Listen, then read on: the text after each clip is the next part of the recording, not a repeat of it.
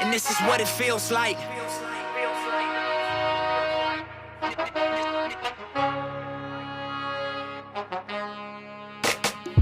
Look, the only reason I survive, cause it's special first. You get successful, then it gets stressful thirst. Gonna test you, see what your texture's worth. Diamonds and pipes, one of them pressure burst. Street, still I get checks and spurts. I'm for peace, but before I get pressed, I murk. Better days pray for, but expecting worse. At this level, boy, I'm just less concerned. Cruising in the six, looking at the proceeds of rap music on my wrist. Drop another mixtape, my booming out this young Malcolm. I'm the leader of the movement out this love. And this is what it feels like. Reach a level, make you question, is it real life? All of good, all of real tight. And the only rule, keep your dollar bills right. This is what it feels like. And this is what it feels like. KBLA Talk 1580. Rest in peace, Nipsey Hussle. Rest in peace, Easy. And happy Cesar Chavez birthday. There's so much going on in the atmosphere in LA, in our nation right now. I'm very pleased to bring into the conversation this morning the congressman representing California's 30th District in his 12th term in the House of Representatives. He serves as senior member of the House Committee on the Judiciary, which oversees the administration of justice within our nation's federal courts, federal administrative agencies, and federal law enforcement. He's on leave of absence from the House Appropriations Committee, where he remains an ex officio member. Representing the 30th District in Congress, Representative Adam Schiff. Good morning. Good morning. Great to be with you. It's great to have you on, and what crazy timing for you to be with us this morning following the indictment on yesterday of the 45th president. It is pretty remarkable timing, a sober moment in our history when a president of the United States has been indicted on criminal charges. It sounds like multiple criminal charges. This is, though, the way the system is supposed to work, and that is the rule of law should apply to everyone. No one should be above the law, not the rich and powerful, not former presidents. They should be treated like ordinary citizens. And so I think we view this, as a sad day when an American president is tainted with an indictment, but at the same time, an affirmation that our democracy presses on, and we're going to hold people, even powerful people, to account. We're hearing that, he will actually, I guess, turn himself in or something on Tuesday, and obviously he's not going to be taken into custody. He's former president of the United States, contrary to what we may have heard on social media.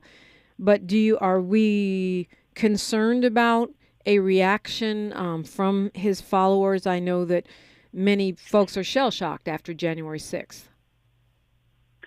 I think we should be concerned, and obviously the police in New York and the FBI and other law enforcement agencies need to take every precaution.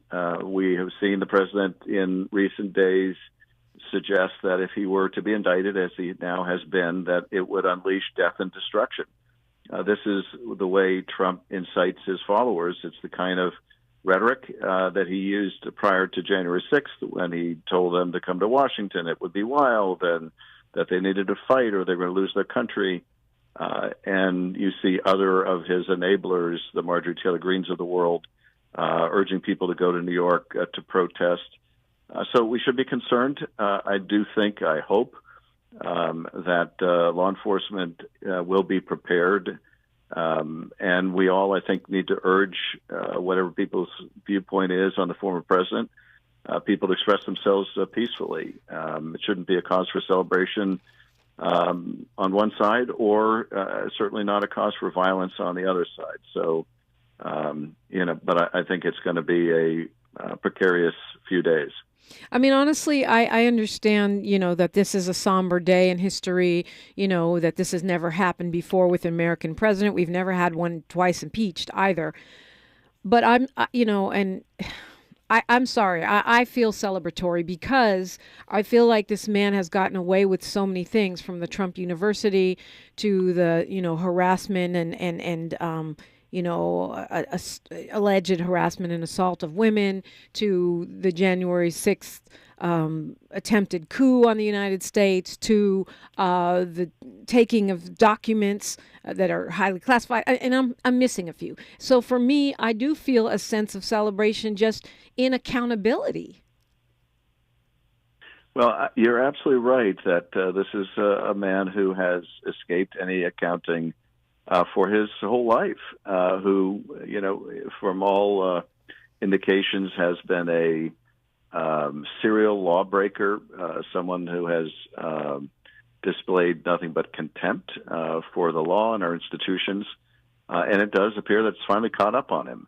One thing that is, I think, particularly important to recognize with him is that each time he has escaped accountability, it's led to even worse offenses in the future. When he wasn't held accountable for his Russian misconduct, it led to even worse with Ukraine.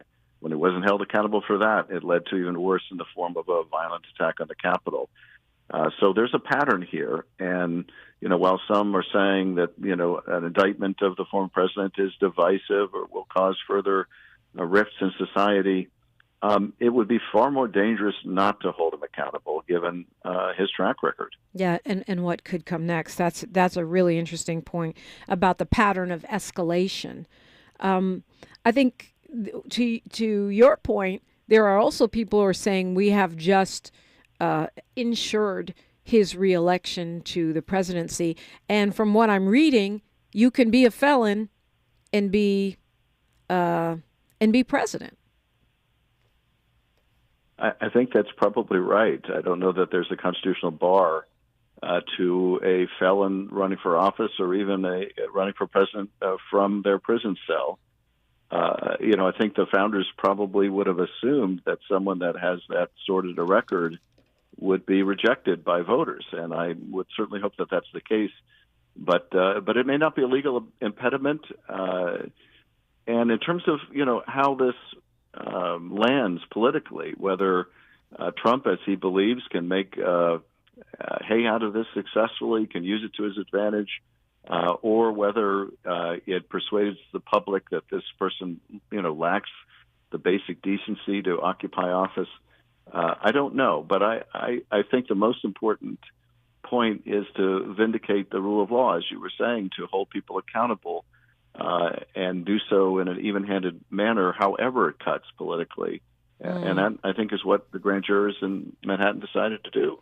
Are you among the folks who say it's too bad that this case of Stormy Daniels is the alleged hush money payment is the basis for the first case to be brought, that it would have been preferable for him to be held accountable for the documents, or the Department of Justice to bring some kind of action around January 6th, or even the Georgia voting case, that Fani Willis is working on, that any one of those would have been preferable to this?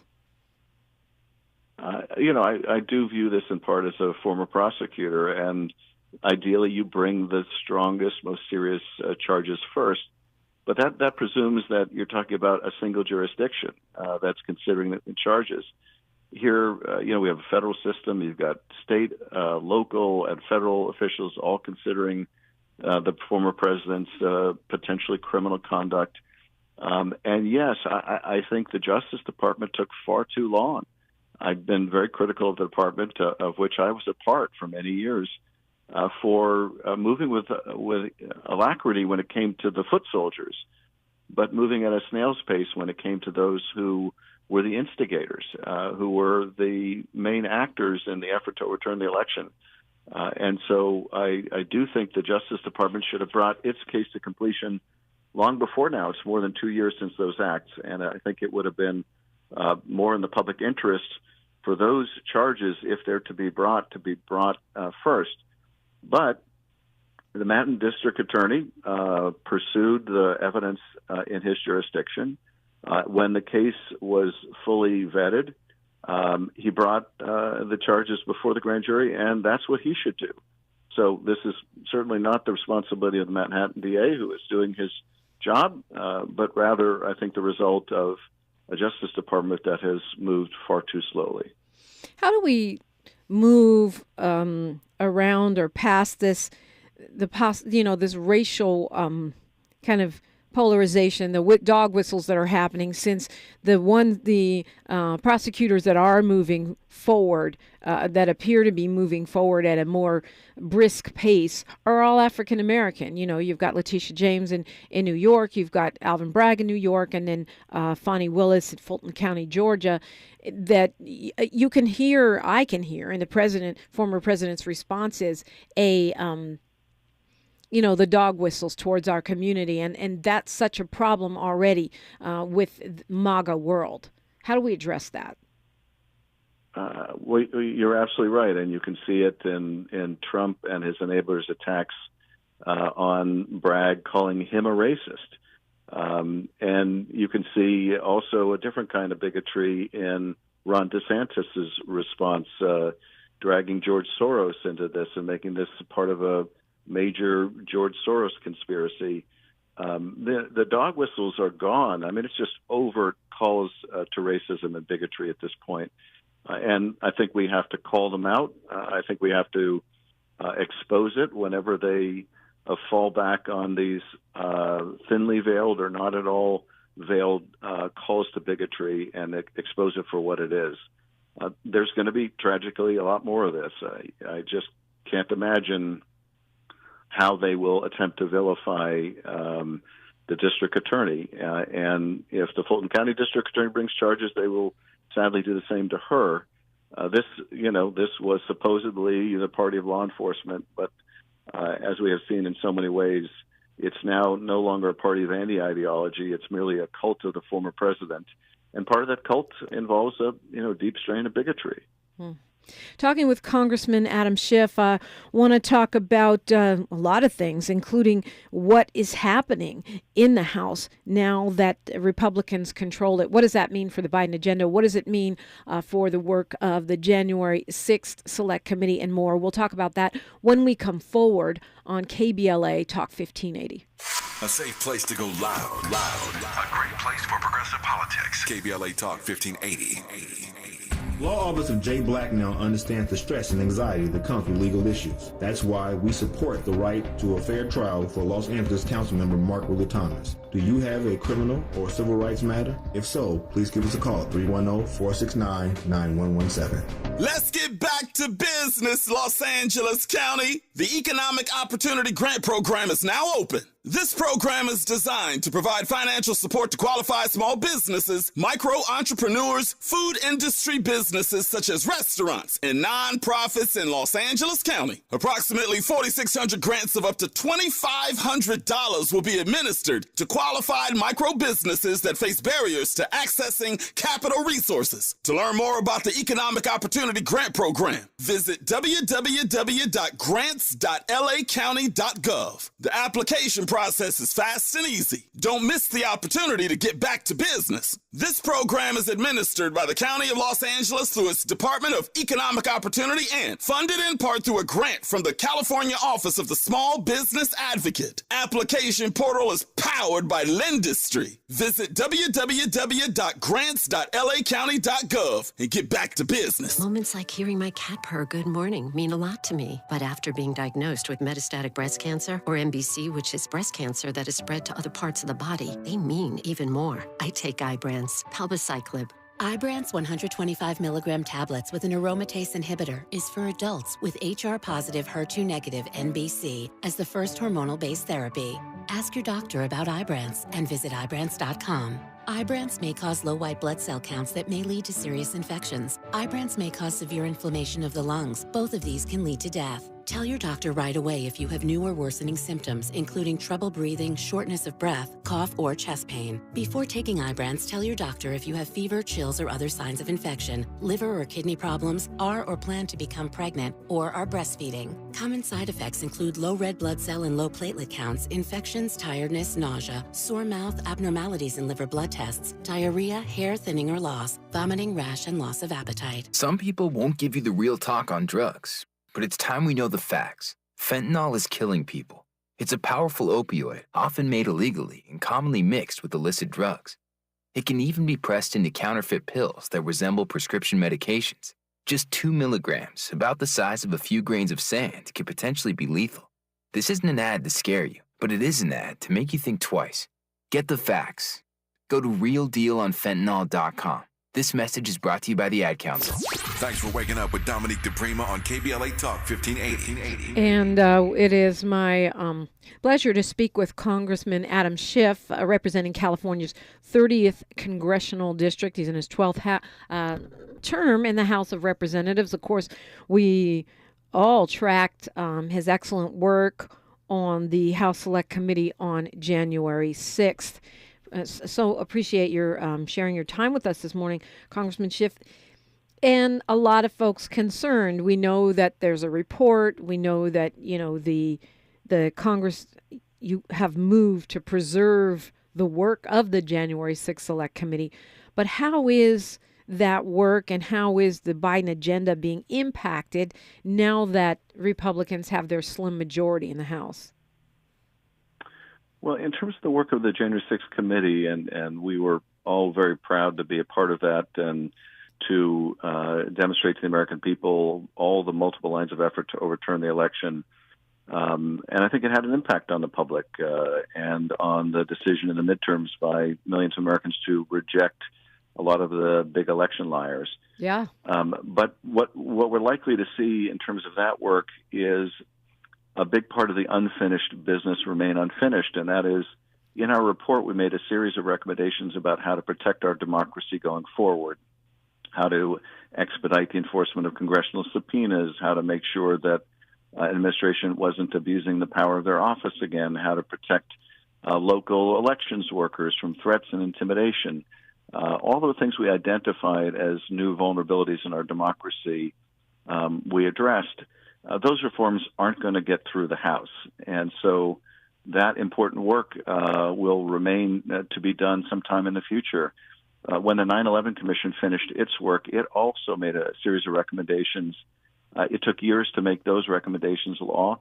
It's going to take us years to make our recommendations law, and that work will, of course, be impeded over the next 2 years. The other major change is they're going to do everything they can to undermine our work. That is to push out the continuing false narrative that January 6th was a normal tourist day.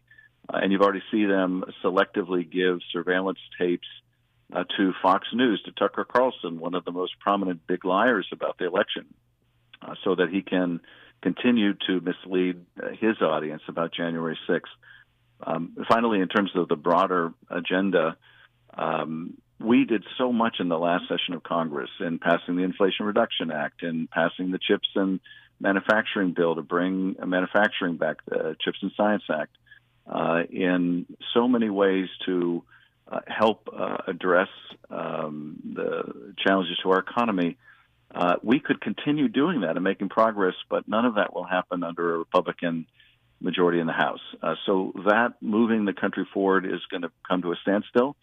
And now we just have to try to make sure we don't go too far backward with a failure to pay our bills and going over the debt ceiling cliff or government shutdowns. It's a pretty low bar, but we're going to have to fight to make sure they don't damage the country over the next 2 years. Yeah, it's a low bar, but it's an important backstop. I mean, I think when you talk about the Inflation Reduction Act or the infrastructure package, those initiatives move forward because the funds have been approved and those have already been passed, right? I mean, I think they can slow walk certain things, but those accomplishments cannot be undone, right?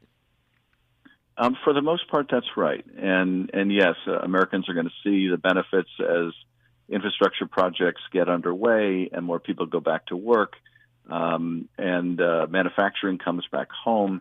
They will do their best to try to claw back some of those investments, and they will use the lever of threatening to take the country over the fiscal cliff, that is, defaulting on our debt, if they don't get cuts and they don't reclaim money that's already been authorized to be spent. we have to make sure they don't succeed. And I think the Biden administration is taking exactly the right approach, which is we don't negotiate with hostage takers. We're not going to negotiate and enact a draconian austerity plan that would really cripple our economy and hurt our people. And we're not going to let you use the threat of this debt ceiling in order to do it. I think that's exactly what the administration's position should be.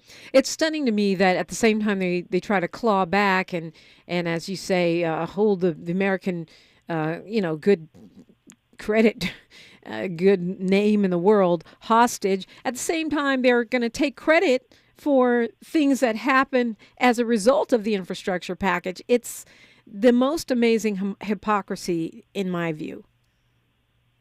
You're absolutely right. And my favorite line in the State of the Union was when Biden talked about the infrastructure bill, and he said there are going to be lots of ribbon cuttings all over the country, and then he pointed to the GOP side of the aisle and he said, and I will see you there, and they will be there. Yeah. They'll be there to claim credit. And unless we continue to point out, no, they fought that tooth and nail. They didn't want that bridge rebuilt. They didn't want broadband expanded. They didn't want any of these things. If we don't continue pointing out, they will take credit and they'll get credit. Yeah. And so we need to make sure we remind the American people that, no, they were doing everything they could to obstruct this investment in the country's infrastructure. I mean, another brilliant moment in the State of the Union was when the president made Republicans pledge that they were not going to cut Social Security. I was surprised they went along with it, but I felt like they had no choice at that moment. Yeah, I think you're right, and I could see, if and when the time comes where they do try to make those cuts in budget negotiations or elsewhere. That footage from the State of the Union, I could see that being deployed very powerfully. Yes, absolutely. So when we talk about, before it was we couldn't get anything through the Senate, we could pass it through the House, right? So we're looking at some kind of, voter preservation, voter protections. We were looking at police reform, police reimagining, kind of the basics. And we would pass these things through the House. They would stop at the Senate, not just because of Republicans, but also because of our conservative Democrats. Now it's just the opposite. Things can pass through the Senate and they won't make it through the House. So does that mean we are basically at a standstill unless and until we get both houses of Congress? We can't let this be a standstill. Certainly on some of the top of the ticket stuff, it's going to be hard to get anything done. We won't make progress tragically on voting rights, and we won't restore reproductive freedom.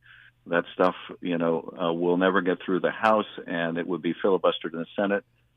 But there are a number of other things that can be done that still, I hope, will be done on a bipartisan basis. We're taking up a bill, I hope soon in the House, that the Senate has taken up to, for example, repeal the Iraq War authorization. Yeah. That's an important step. It has bipartisan support. We have to look for opportunities like that to get things done. There's still so many structural problems in our economy where we're working harder than ever and can barely keep a roof over their head, and many who haven't a roof over their head. There are millions of people who are struggling in their families with fentanyl addiction. These are problems that face all Americans of both parties, and we need to find a way to reach a consensus to get things done, notwithstanding the strong differences on some of the even bigger issues. And I'm hopeful that we will. I'm certainly going to be doing my part to try to solve these problems, to address these real quality of life concerns that people can't afford to live, and that they can't afford access to good quality health care and put food on the table. And it's not that people aren't working hard. They're working harder than ever. But we've let the economy become structured in such a way that so many millions just can't get by, and millions of middle-class families are at risk of falling out. These are bread and butter issues that we should be able to find a bipartisan path to address. Circling back to those tapes, Congressman Schiff, I know media get exclusives. We call them exclusives all the time. But it does seem in something as sensitive to, national security and the future of our democracy that there should be some checks and balances on the House Speaker, McCarthy, just being able to just give that to Tucker Carlson so he can create propaganda.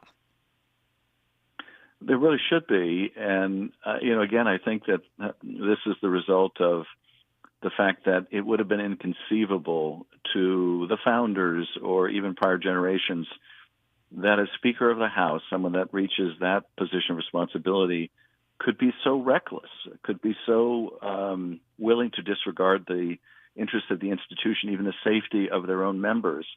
But that's where we are. They do have a lot of power in that office, and he's using it in the most destructive way to placate the most extreme elements of his conference.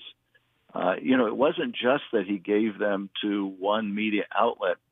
He gave them to one of the biggest liars on the air, someone who, in these Dominion voting litigation emails is privately expressing, the absurdity of these fraud claims and his disdain for Donald Trump, and then publicly airing them. And now using selective clips to once again rewrite history and make January 6th into some peaceful picnic. So it goes far beyond giving an exclusive. This is giving exclusive to a proven liar, to a propagandist, to someone who carries Kremlin talking points on his show every week. It's just shockingly irresponsible. Yeah, I think that's really well said. And actually, the level of hypocrisy when you, as a journalist, off the air say something is a lie, and then on the air insist that it's true. It's stunning.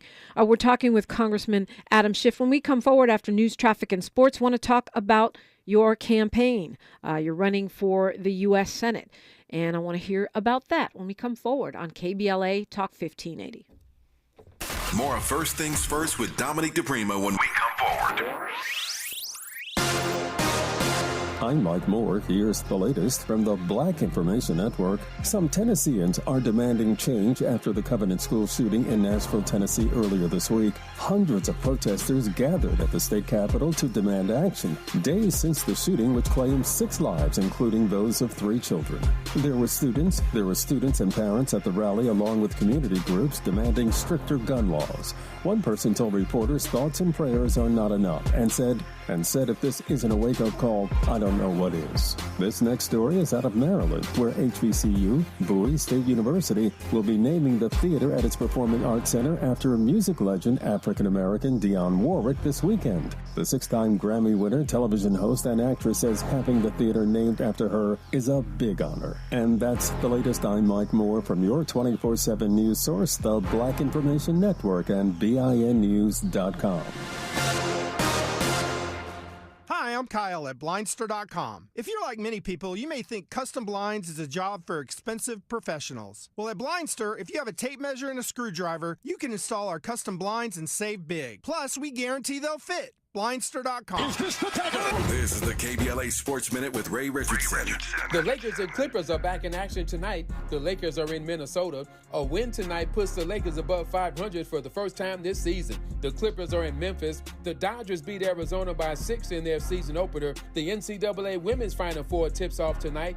LSU battles Virginia Tech. Undefeated South Carolina takes on Iowa.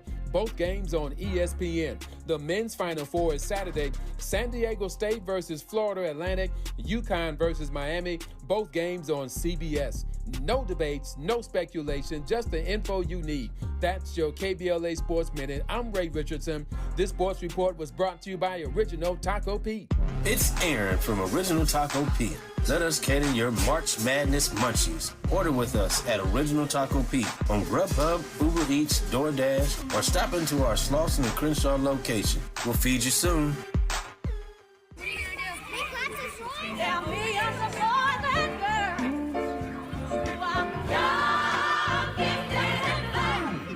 I'm young, gifted, and black.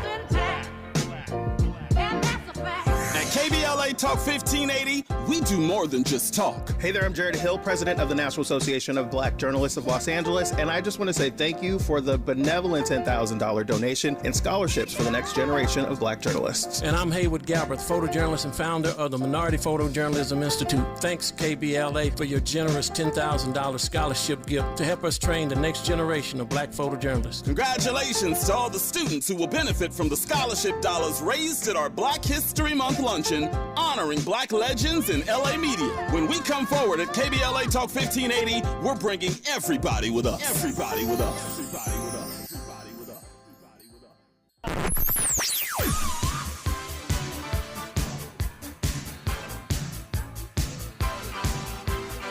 This is KBLA Talk 1580. Talk radio. That's music to your ears. We're unapologetically progressive. KBLA Talk 1580. Has child support suspended your license? Illegal. Has child support been reported on your credit report? Illegal. Log on to childsupportisfraud.com for more information. KBLA Talk 1580 congratulates U.S. Olympic gold medalist and Hall of Famer Jeanette Bolden Pickens, owner of the 27th Street Bakery, during this Women's History Month. 27th Street Bakery sends a huge thank you to the community for all its support during the pandemic, serving the Los Angeles community with their signature sweet potato pies since 1956 and third-generation baker. The goal has never changed. Keep the business thriving for generations to come. Made with the freshest ingredients in each yam peeled by hand. 27th Street Bakery puts the home back in homemade with its signature vanilla added to all its amazing products. Pies, cakes, cobblers, tea cakes, and the newest item, creamy sweet potato cheesecake. Call 323-233-3469. That's 323-233-3469. Have your order shipped by visiting 27thstreetbakery.com or stop by 2700 South Central Avenue, Los Angeles, California, 90001, Tuesdays through Saturdays, 8 to 4. Join Black Wealth Matters, an educational series as we explore and explain the Black College Athletes Playbook in a 5-part series starting April 6th. Dr. Devarian Baldwin, an award-winning scholar and author, seen in Time, CNBC, and more, helps us follow the college dollars. Coach John Mosley, fan favorite of Netflix's docuseries Last Chance U, covers the new world of the college athletes. David McGriff, one of the leaders in the NIL and sports world and owner of the McGriff Agency, explains NIL and the effects on Black athletes. Keisha Richardson gives the challenges of raising a Black athlete. And last, for the bonus series, we want to give athletes the tools to capitalize from their name and likeness with swimming bronze medalist from the 2021 Paralympics, Jamal Hill. There is no cost for the series. It's a live webinar. Questions are welcome. Register on KBLA1580.com. We're not for everybody, but we're for everybody. You're listening to KBLA Talk 1580. Talking with Congressman Adam Schiff. I know you got a busy schedule and we just have you for a few more minutes here, but I definitely wanted to talk about your decision to run for Senate, for U.S. Senate out of California. Of course, that's a seat that was vacated when Kamala Harris became Vice President of the United States. No, not that one. I'm confused. Of course, we're talking about Dianne Feinstein, who is the elder member of Congress. And already folks are starting to line up for that position. You have announced, obviously, your desire to occupy that seat. So I guess the obvious question is why? You've had a very successful and long stay in the House of Representatives. You have a lot of seniority and a lot of impact there. Why make the leap?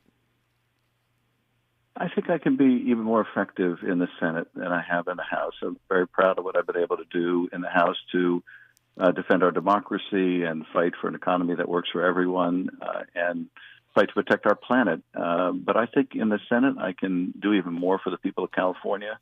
Our democracy is not out of the woods, as we were discussing earlier. And I think being a champion of our institutions and our democracy and the rule of law, as a senator, I will have an even more important responsibility. But also, California faces such economic challenges in every part of the state where the economy is simply not working for people. And it's not by accident. It's instead by, I think, some very tragic policy choices. During the pandemic, when we more than doubled the child tax credit, we lifted 40% of the kids who were living in poverty out of poverty. That should tell us that this is not rocket science. We know what we need to do to make the economy work for people. And when we let that lapse, millions fell back into poverty. That's a choice, too, and it's a terrible choice. And I want to advocate for people all over the state, common sense solutions to make the economy work for people, to make housing affordable again, to deal with the homelessness challenges that we face, to reform our criminal justice system, to make healthcare more equitable and accessible to people. And I have a proven track record of getting things done on these issues in the House that I can bring to the Senate. So to me, it's a even more profound opportunity to serve. I've heard you or seen you championing things that we consider core progressive issues, like a Green New Deal. And yet some folks say that you're not really a progressive and haven't been a member of the Progressive Caucus. How would you address that critique? I think all of us who are running are progressives. And if you look at my voting record and compare it to others who are running, by some measures, I'm more progressive than others, and by some measures, others are more progressive. It's not really a function of what caucus you belong to, but rather what are the issues you champion. I don't think anyone has been more progressive in their advocacy for the rule of law, for holding people accountable, for fighting abuses of power, for fighting bigotry, for fighting for equitable access to health care. And yes, we're fighting for a Green New Deal. Those positions, I think, are all very progressive, and I'm proud of them. The real question, though, for voters is, okay, we're all progressive, but who can make progress? Because at the end of the day, you can't be a progressive if you're not willing to make progress. And that's, I think, where my record is distinguished, and that is I have an ability and a track record of getting things done, bringing back millions to my constituents, to have mental health professionals respond to mental health calls rather than the police, bring back millions more to find housing for people and millions more to improve health care access. This is what I want to do for the state. I want to represent each and every community in the state. I want to make sure that the Senate meets the needs of people in the state. And I think part of the reason why Speaker Pelosi has endorsed me and a majority of the California members of the House have endorsed me is that they're looking for the person in the Senate that can work with them to get things done, to make progress. And that's my strength. And to people who feel like, well, we don't have any black women in the Senate since the vice president left, why is Representative Porter running? Why is Representative Schiff running? It's time for a black woman. What do you say to those folks? I think issues of race and gender are really important. I think they should be factors that voters consider, along with issues of what's the leadership ability, what's the track record, what's the vision, and how well situated are these candidates to actually solve the problems that matter most to me, whether they're economic or healthcare or in criminal justice. Who is best situated to deal with those problems?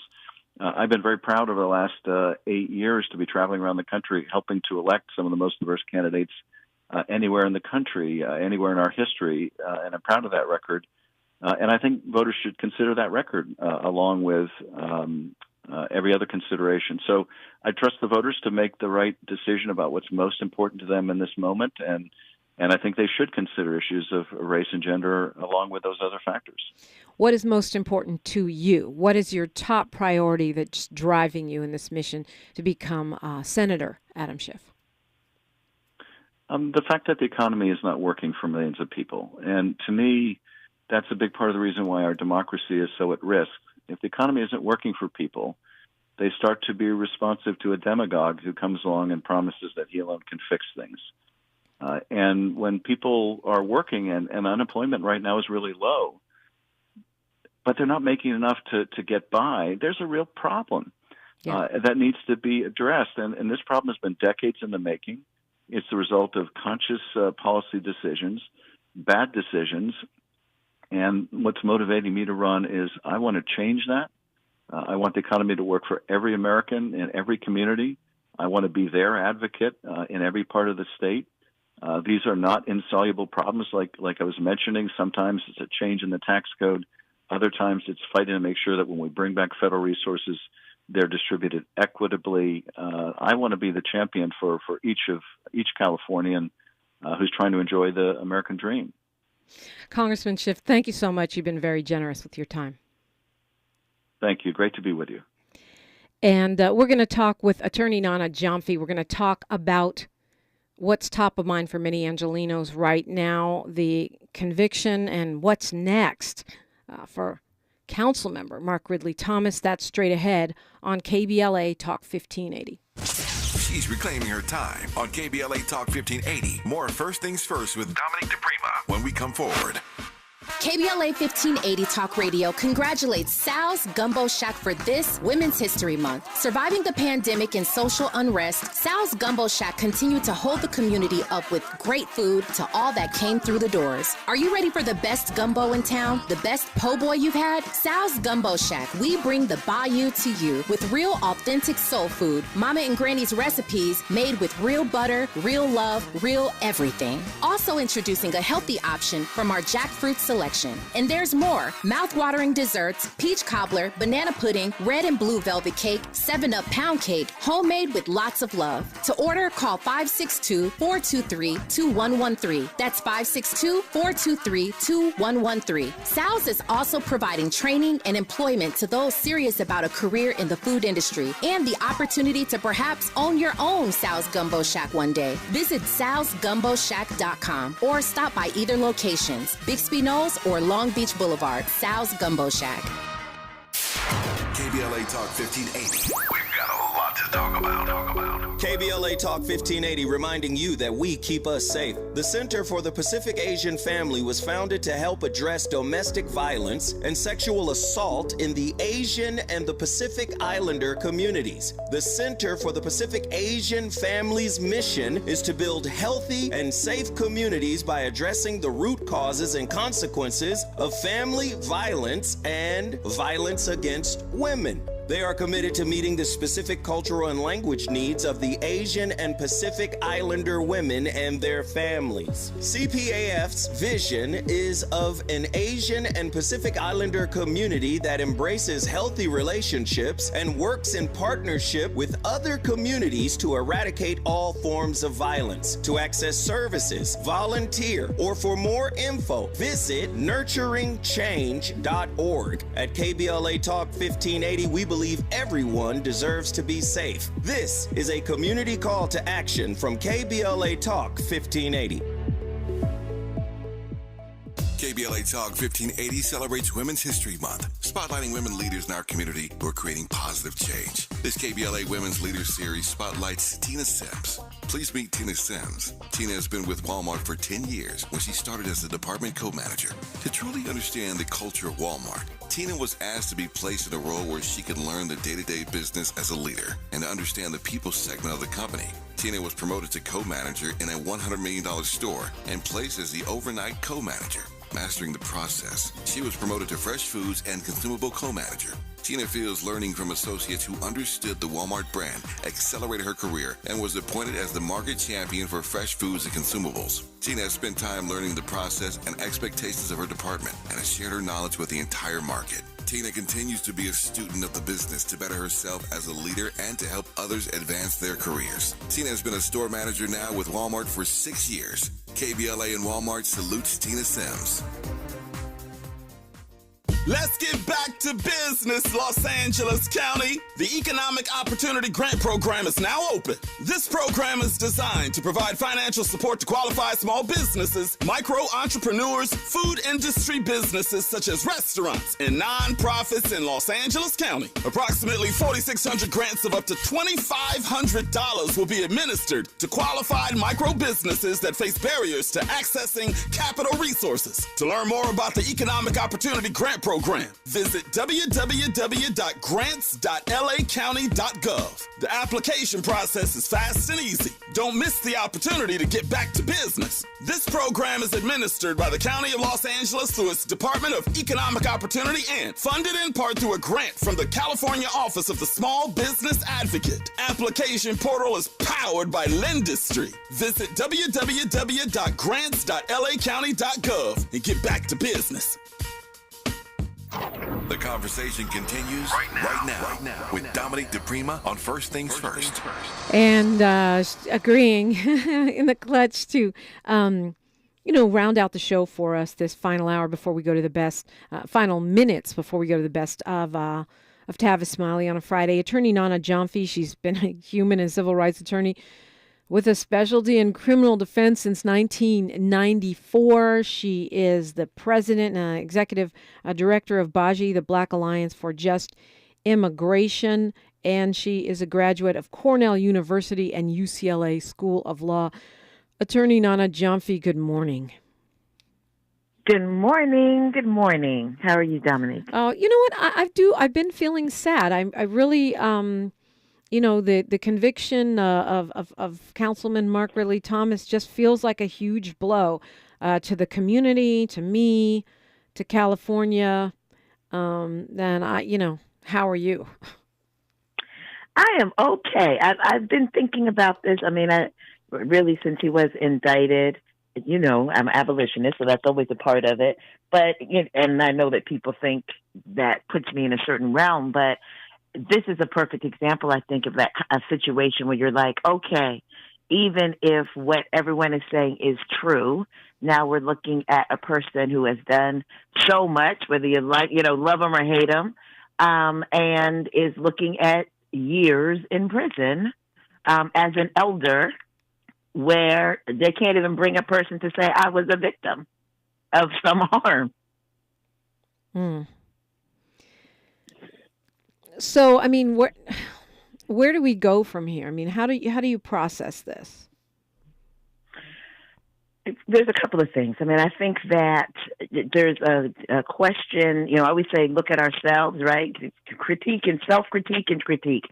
So looking at ourselves just as community, and as folks that are leaders and in positions, like we have to really understand that we are always going to be scrutinized. We are always, if it looks messy, it's going to be deemed messy. That we have to take into consideration that we're not in a space right now that is post anything, post-racial, whatever you think we're supposed to be past. We're not past that. And this police state is real, and it is political in the way that it is used. Revelation, investigation, prosecution, RIP is usually the result of you upsetting someone up in this political space. And so we have to be, we got to take that into consideration and act accordingly. But I think we also look at the outside, right, and say, what is it that we need to do and what is it that still isn't done in terms of caring for our communities such that folks feel like they need to, have their people connected to these, in educational institutions and have their name in this and that, because that is coming out of a space of care. It's like people trying to grow, to develop. And it puts us in situations that make us vulnerable also to these types of temptations, offers, concerns, etc., because we're not taking care of our own and ourselves. I mean, well, there's a lot we could go into there, but I think there are some immediate questions, right? Like this idea of a mistrial. I know that the defense has said they will, the attorneys for Mark Ridley Thomas has said they will move for a mistrial. And I guess that's probably not unusual, but it seems like all of this confusion around the jury and the jury instructions and whether or not they got clear answers to those questions. Do you see in that or in anything else you observed during the course of this case a strong possibility for a mistrial? I don't. I mean, I think that, and again, that's because of how the system is set up. It's not set up such that just because something happened that may have not been up to par, that automatically gets you a new trial. It's got to be, you got to be able to show that had this thing happened a different way, that a jury would not have been, able to convict him as a matter of law. It's not easy. They don't make it easy once a jury does a conviction to undo that conviction. So, of course, you make a motion for a mistrial. You make a motion for a new trial. You make a motion for reconsideration by the court. You then do an appeal. Like, there's a process that you go through to try to knock down the conviction. But it is very difficult to do, particularly in criminal cases. Civil cases, there's a little more leeway, but in criminal cases, not easy. What is consideration by the court? What does that mean? Well, reconsider, if you can try to say that, hey, this jury basically lost its mind. I don't know how it came up with this verdict. If you look at all these facts, court, this verdict cannot stand. The proof wasn't there beyond a reasonable doubt, and you're asking the judge to therefore basically throw out the jury verdict and start again. You're not asking them to make the decision themselves, but you're asking them to start again. And again, that just doesn't happen that often. And what is the likelihood that, we know that sentencing is in August, and what is the likelihood that that Mark Ridley Thomas, especially given his stature and all that he's done for the community and his long track record of service, that he would be left to be out on bail pending the appeal of an outcome, pending the outcome of an appeal? I do not know, and here's why. Because we know that the issue of politicians being convicted of corruption, right? This notion of the corrupt politician doesn't get a lot of love, in spite of all that person has done. I mean, I don't think it's impossible for him to be out on bail. If I'm his attorney, I'm trying to get not just the highfalutin people, but a lot of the folks that he's impacted who aren't highfalutin, you know what I mean when I say that are just community folks that have been helped, that have been served, regular folks to, show up, fill up, be outside. Like, I'd really be trying to make it clear, have a petition, like really make it obvious that this person has that support, if in fact that's what the councilman has, and I believe he does, just based upon what I hear out here in these streets. And I think that, to try to say, hey, he's not going to run, he wants to fight this, he's going to be around, etc. And, we got to understand that from the judge's perspective, the judge doesn't want to be seen as, cutting him some slack because he's a politician versus what they would do to, Brother Mike on the block if he was in a similar situation. But we do take those things into consideration. I mean, former President Donald Trump is not going to be remanded to custody on Tuesday when he turns himself in because he's the former president of the United States. I mean, probably the Justice Department would have brought charges against him for January 6th. Well, I would say very likely, considering what they've done to the regular people who were at the Capitol. They are taking 100 years to do it because he's the president of the United States. I mean, who you are always matters, doesn't it? Mark Ridley Thomas is a black person. And the trope of the black corrupt politician is here and well, you know what I'm saying? Jose Huizar did not get, was in a position, and some of what was happening with him is because the trope of the corrupt Latino politician is here and well. So, Mark Ridley Thomas is black. He is not going to be seen in the same kind of light. Yeah, I mean, I you're right. We're not post anything, but it does feel wrong, and I know that that's why we have a jury. It's in the hands of the jury. We even had black jurors, which makes it seem even more conflictive for people. And you say, well, the judge might not want to let him stay out because because not wanting to look like he's getting special privilege or special favor. Do you think that, I mean, I'm thinking about sentencing, the impact statements of those in the community that he's helped, the regular people, as you say, not the highfalutin, of which there are many. Do you think that this is one area where they would have consideration? I mean, I know I'm asking you to read the tea leaves here. Yeah, I mean, I think that there should be some consideration there. Of course, we're talking about federal court. We're talking about federal sentencing. I mean, for me, it's part of the holding my breath or take the breath away. Just because if this were state court, Dominique, I could say, hey, he could really try to push for probation and et cetera, et cetera. But that ain't the federal sentencing world. But there is consideration, of course, given for the person and what, the person has done, et cetera. And you bring all that stuff in to get the best sentence that you can. Yeah. I just, and you think about, I mean, we only have a minute here, but you think about, none of what he is alleged to have done or was convicted of doing was for personal enrichment. You know what I mean? He was doing what he's alleged to have done, what most folks would do, which is try to help their kid. And you put that in the same category as someone going to Vegas and taking shopping bags full of money. It just doesn't seem right.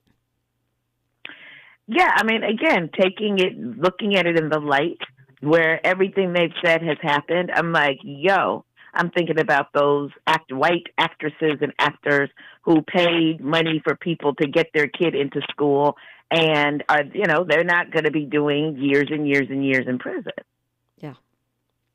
Attorney Nana Gyamfi, thank you for jumping on and helping us process and understand this verdict and what comes next. I always appreciate you.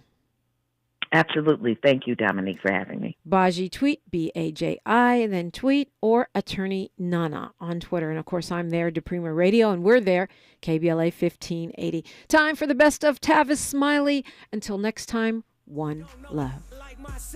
I say self-made, meaning I design myself. County jail fade, you can pull my file yourself. Spot raid, swallow rocks, I'm getting high myself. Damn right,